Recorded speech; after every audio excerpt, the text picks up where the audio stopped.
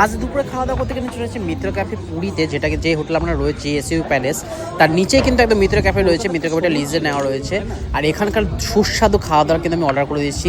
Order করেছি কিন্তু বেগুন ভাজা, ঝোরঝোরে রাইস অর্ডার করেছি, আর ভেটকি চিলি বালতি অর্ডার করেছি, যেটা কিন্তু বালতি ভরে এসেছে। 6 পিস রয়েছে এর মধ্যে ভেটকি মাছের চিলি, আর তার সাথে সালাড রয়েছে। আর রাইসটা কিন্তু এদের দুর্দান্ত হয়, রাইসটা কিন্তু বাসমতি চালের রাইস।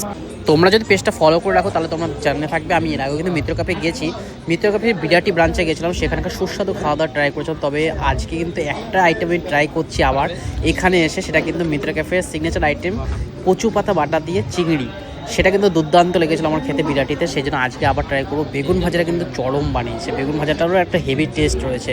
এটা পোকা কানা বেগুন না, কিন্তু খুব সুন্দর বেগুন। আমার কিন্তু টেস্টটা দারুণ লাগলো। একটু তেল চপচপে হতে পারে, কিন্তু খাবারের কোয়ালিটি দারুণ। আর এই পুরীর মিত্র ক্যাফেতে কিন্তু প্রচুর ভিড় হয়। আমরা একটু দেরি করে এসেছি, সেজন্য বাঙালি থালি পাইনি, নাহলে ইচ্ছে ছিল বাঙালি থালি খাবো, তার সাথে কিন্তু এক্সট্রা অর্ডার করবো অন্য আইটেমগুলো। যাই হোক, এটা হচ্ছে কচু পাতা বাটা দিয়ে চিংড়ি, দুর্দান্ত কালার।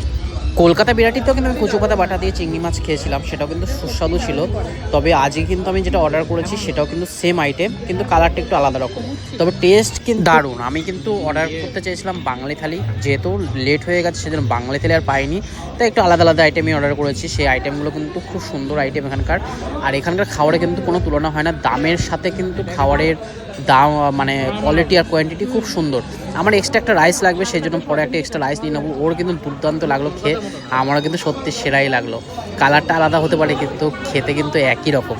পুরীর মিত্র ক্যাফেতে দেখেছি কালকে থেকে মানে বিশাল ভিড় হয়, বিশাল ভিড়, দুপুর হোক রাত্রি হোক প্রচুর ভিড়।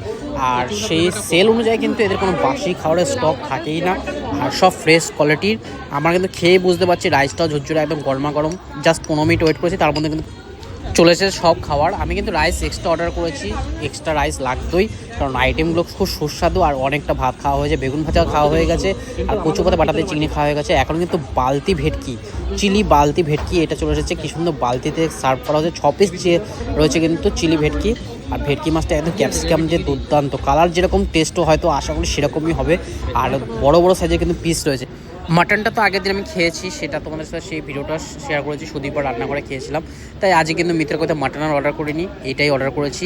এটা কিন্তু দুর্দান্ত টেস্ট, মানে হেভি হয়েছে। তোমরা যদি কখনো এসে মিত্র ক্যাফেতে খাও তাহলে কিন্তু এই আইটেমগুলো ট্রাই করো। একবার হচ্ছে কচু পাতা বাটা চিংড়ি, আর এই বালতি ভেটকি চিলি, এটা কিন্তু দুর্দান্ত লাগবে। আমার কিন্তু নিজের এক্সপিরিয়েন্সে সত্যি ভালো লাগলো। মিত্র ক্যাফেতে এর আগেও খেয়েছি বিরাটিতে, ওখানে সেলটা হয়তো কম হতে পারে, জানি না, লোকজন কম দেখেছিলাম, কিন্তু এখানে লোক তো প্রচুর লোক, কিন্তু ওখানেও টেস্ট দারুণ ছিল। আর এখানের টেস্টটা কিন্তু দুর্দান্ত। আমি এখন অব্দি দীঘা মিত্র ক্যাফেতে খাইনি, দীঘা মিত্র ক্যাফেতে একদিন খাবো আর ট্রাই করে তোমাদের সাথে শেয়ার করবো।